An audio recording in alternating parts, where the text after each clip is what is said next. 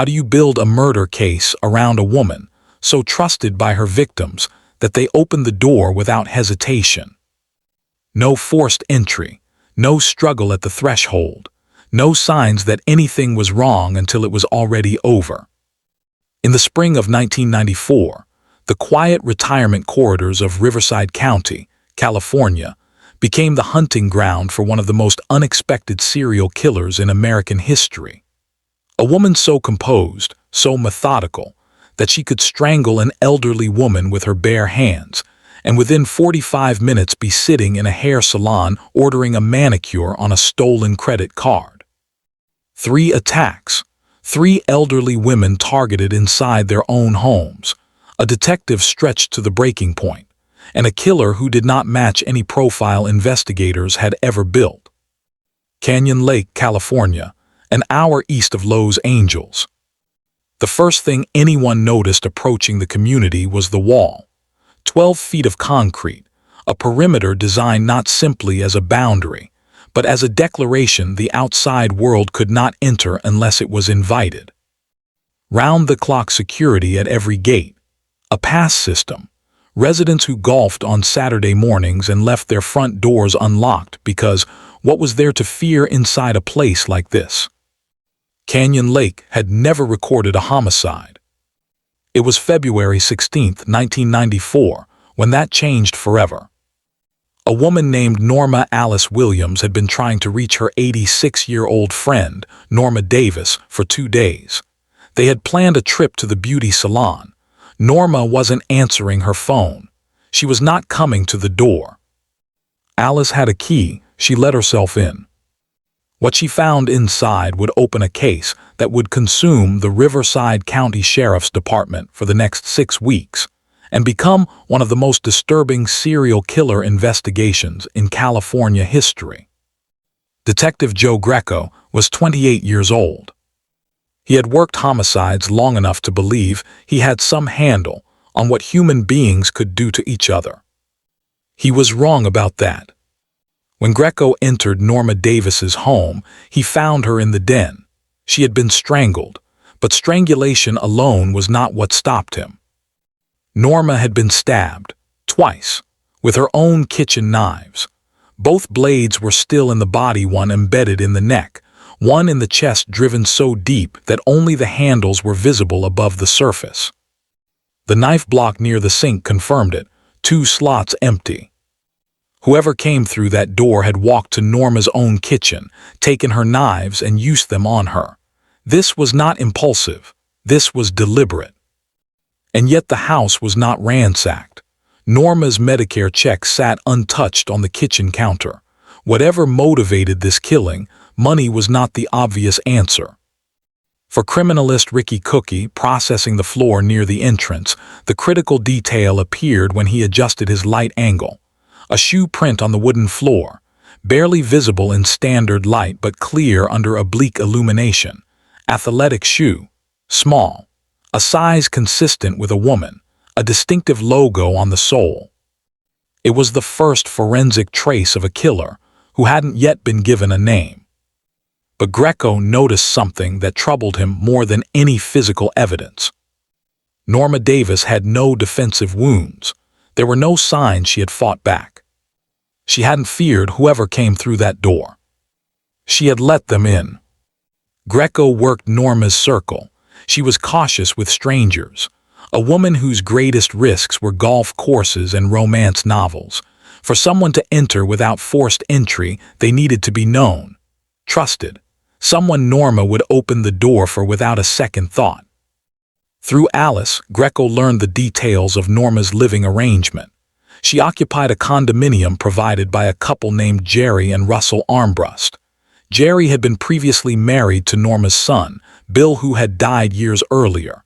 Despite having since remarried Russell, Jerry had maintained a remarkably close relationship with her former mother-in-law. Weekly visits, groceries, a key. And she had been the last known person inside the condo, 3 days before the murder. Jerry Armbrust became Greco's first focus. Jerry's account was specific. She had stopped by on February 13th, left Norma's Medicare check on the counter, assumed Norma was asleep in front of the television, and left without disturbing her. A pill dispenser established the rest. Morning pills taken on Valentine's Day, February 14th, but not the evening doses. Norma Davis had been murdered sometime during the day on February 14th, the day after Jerry's visit. The timeline was tight, but not impossible. Until the shoe prints came back. Ricky Cookie compared the print from the crime scene to shoes provided by Jerry Armbrust. No match. Greco was left with a forensic trace that pointed toward a woman, but not the woman he was looking at. Every thread led somewhere and then stopped. And while he was still working the angles, the killer moved again. Exactly 2 weeks later, February 28, 1994, 3 blocks from the first murder scene. June Roberts was 66 years old, a widow, former nutritionist, active, social, health conscious. Her friends had planned to take her out that evening to celebrate her birthday. She never answered the door. June Roberts had been tied to a chair with the cord from her telephone, one end fixed to the arm, the other wrapped around her neck. The phone itself was in pieces on the floor around her, alongside the shattered remains of a wine bottle that appeared to have been used as a bludgeoning weapon before the binding. The autopsy would confirm dual strangulation manual and ligature, applied together. Greco scanned the room and felt the same cold weight from 2 weeks earlier. No forced entry, elderly widow, den, extreme violence, improvised weapons from inside the home. June wore an expensive diamond ring. The killer had not touched it. But 2 credit cards were missing from her wallet. Investigators now had 2 murders in the same gated community within 2 weeks, both victims elderly women, both killed in their dens with objects from their own homes. Neither crime scene showed forced entry, the same psychological signature running through both scenes. But investigators soon uncovered an even more disturbing connection. A prayer list tucked inside June's open Bible included names from Norma Davis's circle. When detectives traced June's social connections further, they found that June's late husband Dwayne had been close friends with Russell Armbrust, the same Russell Armbrust who provided Norma Davis's condo. Both victims connected to the same family. Then the credit card report came back. Within 45 minutes of June Roberts's murder, someone had used her card at a hair salon in Temecula. A manicure, a pedicure, a haircut. The stylist described a woman with blonde hair, 5'4" to 5'6", around 130 pounds. She had brought a young boy with her. With 2 murders and no solid suspect, Greco brought in FBI-trained forensic psychologist Dr. Phoebe Kelso. What she told him created more complexity before it created clarity. The violence at both scenes, close contact, hands-on, escalating, pointed by every established profiling standard toward a male offender. Women who kill do not typically choose strangulation. The statistical profile pointed toward poison, firearms, methods that create distance. The Canyon Lake killer had placed herself physically at the center of each death. That wasn't what female killers did, not according to the data. But Kelso introduced a different framework. 2 primary categories of female serial killers. Black widows, women who cultivated intimate or caregiving relationships and killed for financial inheritance. And the nursing group, women who positioned themselves around the elderly and the vulnerable, who were trusted precisely because they appeared to belong there. The nursing group, Kelso noted, could access spaces that male killers could not. An elderly woman alone in a gated retirement community would open her door for a familiar, caregiving female without hesitation. She would offer tea. She would unlock the door herself. Greco re-examined the victims. Both women were cautious about strangers. Both had been killed without any sign of struggle at the entry point. Whoever had killed them was someone they trusted. Someone who had learned their habits. someone who knew which doors to knock on. He didn't know yet that the answer was 3 blocks from where he was standing. Greco spent weeks tracing every transaction on June Roberts' stolen credit cards. The purchases mapped a route: spas, salons, and boutiques in a radius centered on Lake Elsinore, a city 15 miles from Canyon Lake. The first transaction after the murder, a spa. Then a hair salon in Temecula, where the woman had sat for a manicure, pedicure, and haircut. And then, weeks later, a return to the same salon for something specific. She had changed her hair color. Blonde to red. 3 attacks, and now the suspect was altering her appearance. She was watching the investigation unfold, and she was adjusting in real time. A forensic artist worked with the Temecula manicurist to build a composite. Greco took it to Jerry Armbrust. The face was not Jerry's. But as Jerry studied the drawing, something changed in her expression. Incomplete recognition. The features were familiar in a way she couldn't immediately place. She told Greco she did not know anyone with a young son. She could not help him. The next morning she walked back through the sheriff's department door, without being called. Here's what very few people were talking about at the time. Jerry Armbrust had a stepdaughter. Russell's daughter from a previous relationship. Her name was Dana. But before that morning came, there had been a third attack. March 10, 1994, Lake Elsinore, 3 miles from Canyon Lake. Dorinda Hawkins was 56 years old, working her regular afternoon shift at a downtown antique store. She was straightening inventory when the bell above the door rang.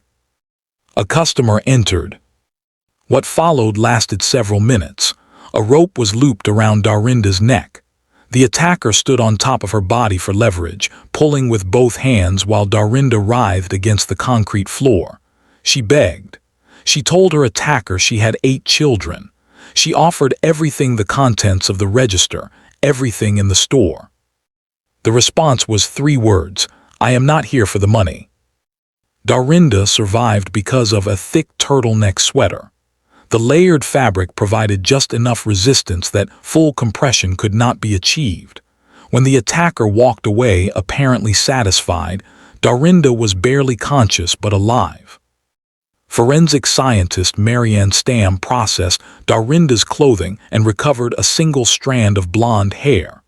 Hair that did not belong to the victim. A biological trace, the first one. But more valuable than the hair was Dorinda herself.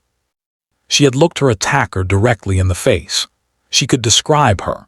She could give investigators what no forensic tool yet had: a living witness to a killer who had left no living witnesses behind. And what Dorinda told them was the detail that made every investigator in the room go quiet. During the attack, the woman had been completely calm, not enraged, not erratic, no elevated affect. She had done what she came to do, and when she walked away believing she had killed again, not a single hair on her head was out of place. The forensic composite from the antique store matched the one from the Temecula Salon. The Canyon Lake killer was confirmed female. She was now red-haired. And she was still free. 3 attacks in 3 weeks. 2 confirmed murders, 1 survivor. No forced entry at any scene. No struggle at the entry point. No weapons left behind except those pulled from the victims' own homes. A woman who killed with her hands and then went to get her nails done. Who ate lunch at a restaurant on a stolen credit card while the body was still warm. Who brought a child along as though the day were ordinary. Detective Joe Greco had a shoe print, a composite, a strand of hair, and an eyewitness. He still didn't have a name. The morning Jerry Armbrust came back through his door was the morning everything changed. Jerry had thought about the composite overnight, and when she came back to the department that morning, the recognition that had been incomplete the day before was complete. The face was Dana, her stepdaughter. Russell Armbrust's daughter from a previous relationship, Dana Sue Gray. The physical details aligned with precision that left no interpretive space. Dana's height and build matched exactly. Her age placed her in her mid-30s. She had recently dyed her hair from blonde to red. Her boyfriend's young son spent a significant amount of time in her care. And Dana had grown up in Canyon Lake. She still had a gate pass. Greco moved immediately. Dana had recently lost her nursing position. She was living in Lake Elsinore with a mechanic who was now $10,000 in debt, credit cards maxed, bank account drained. The debts were almost entirely Dana's. Clothing, jewelry, salon services, a compulsive spending pattern that had consumed every financial resource available to her. The shopping trail on June Roberts' credit cards told Greco exactly what that meant. She had found another source. We need to get her into custody before somebody else gets hurt. March 16, 1994. Surveillance positioned around Dana Sue Gray's home in Lake Elsinore. While Greco's team waited, a call came through from Sun City 5 miles north of Canyon Lake. Another body. 86-year-old Dora Bibb had been found inside her condominium, strangled, bludgeoned repeatedly with a clothes iron pulled from inside the home, a phone cord found beneath the body. No forced entry. The violence had escalated beyond every previous scene. Dana had been killing on the same day investigators sat outside her house. When Dana Sue Gray finally returned home that evening and opened the front door, she showed no alarm. She asked what this was about. Greco told her, "I think you know what this is about." Inside her home, investigators found the documentation of weeks of compulsive purchasing. Diamond earrings, shoes, designer goods in piles, traceable to stolen credit cards from her victims, every item a link in an evidentiary chain. And then they found something else. Dora Bibb's missing checkbook. Dana Sue Gray had committed her fourth attack earlier that same day. She had driven home. She had put the checkbook away. She had waited. In the interrogation room, Dana was cooperative in manner and evasive in every material detail. She denied the murders.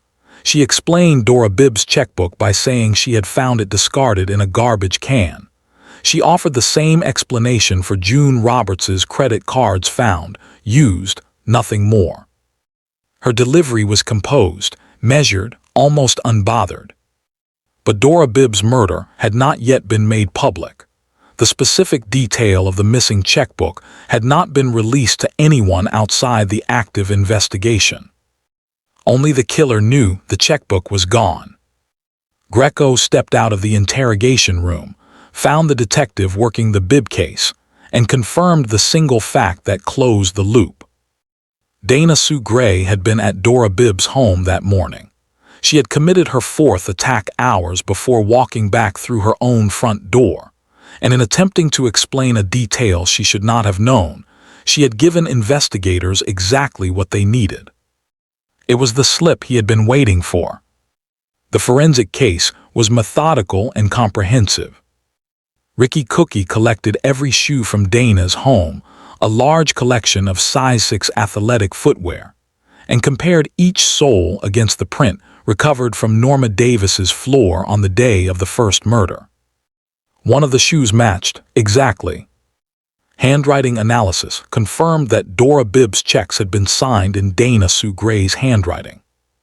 Hair analysis documented a precise color transition, blonde to red, that aligned exactly with the timeline of the killings, and the descriptions gathered from the Temecula Salon. And Dorinda Hawkins, the woman who had felt those hands around her throat and survived, identified Dana Sue Gray in person, without hesitation, without doubt. No confirmed sightings, no phone calls, no answers. That was the case in the weeks before this moment. Now there were answers. One after another from 4 independent forensic streams, they converged on the same name. The question that had driven the investigation from the first crime scene, why Norma Davis finally had an answer. Dana Sue Gray had known Norma Davis since childhood.